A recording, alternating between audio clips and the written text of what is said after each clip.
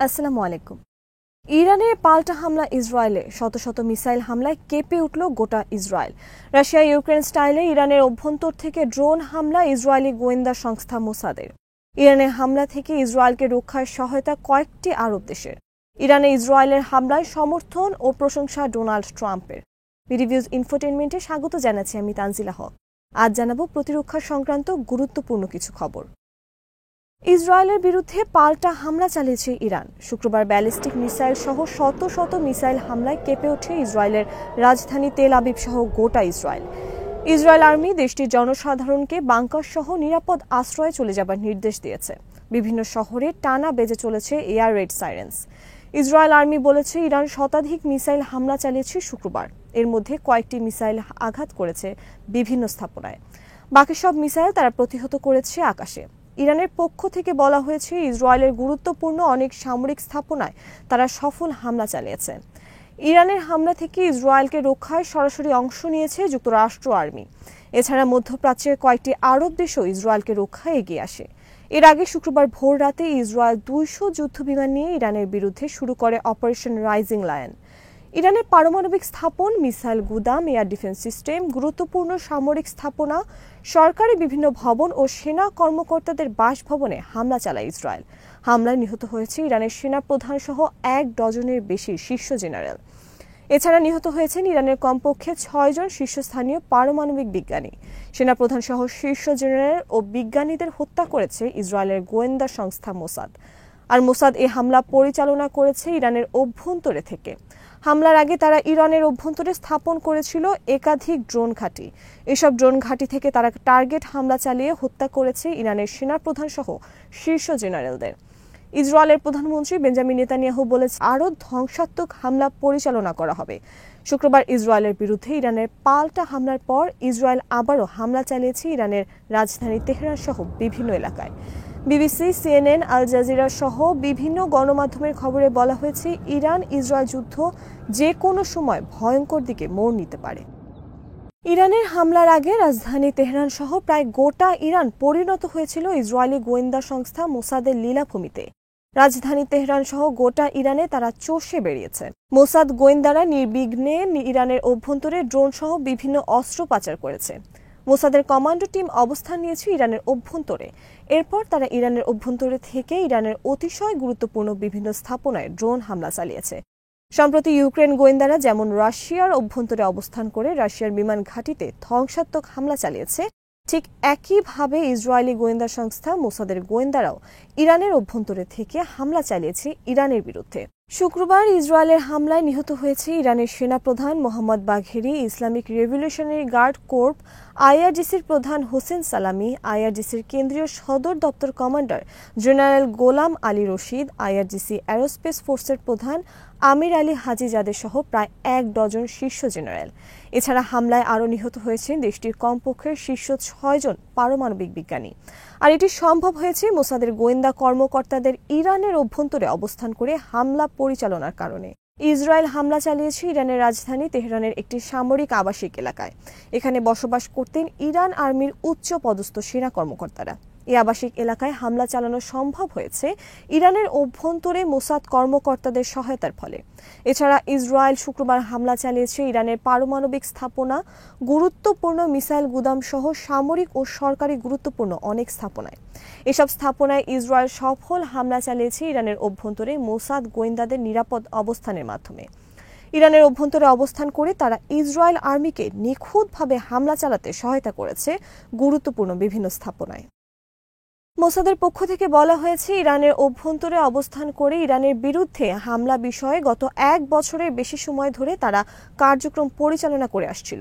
এমনকি তাদের গোয়েন্দা এবং কমান্ডো টিম দীর্ঘদিন ধরে অবস্থান করেছে ইরানের রাজধানী তেহরান সহ বিভিন্ন গুরুত্বপূর্ণ সামরিক স্থাপনার বেশ কাছে। ইরানের এয়ার ডিফেন্স সিস্টেম, মিসাইল সিস্টেমের কাছে ড্রোন ঘাঁটি পর্যন্ত স্থাপন করেছে মোসাদ। এসব গোপন ঘাঁটিতে তারা জড়ো করেছে প্রিসিশন গাইডেড ওয়েপন সিস্টেম।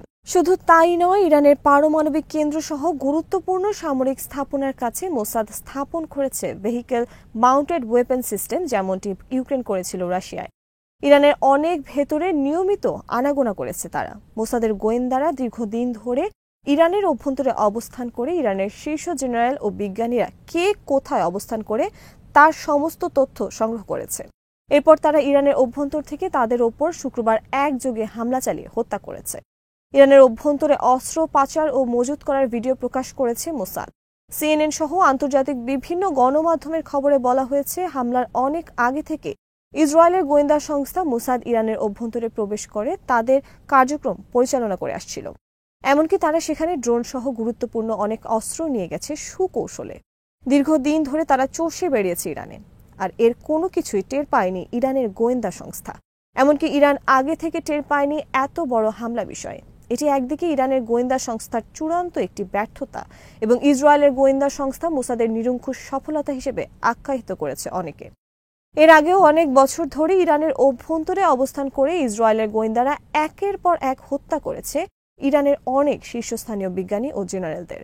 সর্বশেষ ইসরায়েলি গোয়েন্দা সংস্থা মোসাদ 2024 সালের 31 জুলাই ইরানের রাজধানী তেহরানের রাষ্ট্রীয় একটি অতিথি ভবনে বোমা হামলা চালিয়ে হত্যা করেছে হামাসের শীর্ষ নেতা ইসমাইল হানিয়াকে। এভাবে ইসরায়েলের গোয়েন্দা সংস্থা বারবার ইরানের অভ্যন্তরে ভয়ঙ্কর সব নাশকতা পরিচালনা করলেও ইরান তা প্রতিরোধের ক্ষেত্রে চূড়ান্ত ব্যর্থতার পরিচয় দিয়েছে। আল জাজিরার খবরে বলা হয়েছে, সৌদি আরব সহ কয়েকটি আরব দেশ ইরানকে আগে থেকে সতর্ক করেছে ইসরায়েলের সম্ভাব্য আক্রমণ সম্পর্কে, কিন্তু অনেকে একে মানসিক গেইমের অংশ হিসেবে মনে করেছেন। বস্তুত ইসরায়েল দীর্ঘদিন ধরে প্রকাশ্যে বলে আসছে তারা ইরানের পারমাণবিক স্থাপনায় হামলা চালাবে। গত এপ্রিল থেকে ইসরায়েল ইরানে হামলার চূড়ান্ত প্রস্তুতি গ্রহণ করে। দীর্ঘ সময় ধরে এই হামলার প্রস্তুতি বিষয়ে বেশ কয়েকবার আন্তর্জাতিক গণমাধ্যমে খবর প্রকাশিত হয়েছে, কিন্তু এটিকে নিছক হুমকি আর ভয়ভীতি হিসেবে মনে করেছিল ইরান। শুক্রবার ইসরায়েল তাদের 200 যুদ্ধবিমান নিয়ে হামলা পরিচালনা করে ইরানের বিরুদ্ধে। এই হামলার মাধ্যমে ইসরায়েল ইরান সহ গোটা মধ্যপ্রাচ্যে তাদের আকাশ শক্তির শ্রেষ্ঠত্ব প্রদর্শন করেছে। একই সাথে তাদের গোয়েন্দা সংস্থা মোসাদেও আরেকবার একটি দুর্ধর্ষ গোয়েন্দা সংস্থা হিসেবে প্রমাণ দিল। ইরানে হামলার পর ইসরায়েলকে রক্ষায় এগিয়ে এসেছে যুক্তরাষ্ট্র। আল জাজিরার খবরে বলা হয়েছে, ইসরায়েলে ইরানের পাল্টা হামলা থেকে ইসরায়েলকে রক্ষায় সরাসরি অংশ নিয়েছে যুক্তরাষ্ট্র সেনা।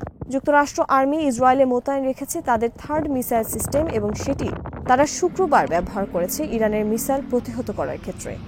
এছাড়া যুক্তরাষ্ট্র আগে ইসরায়েলে মোতায়েন করেছে প্যাট্রিয়ট মিসাইল সিস্টেম। একই সাথে মধ্যপ্রাচ্যের বিভিন্ন ঘাঁটিতে সক্রিয় করা হয়েছে যুক্তরাষ্ট্রের সমস্ত এয়ার ডিফেন্স সিস্টেম।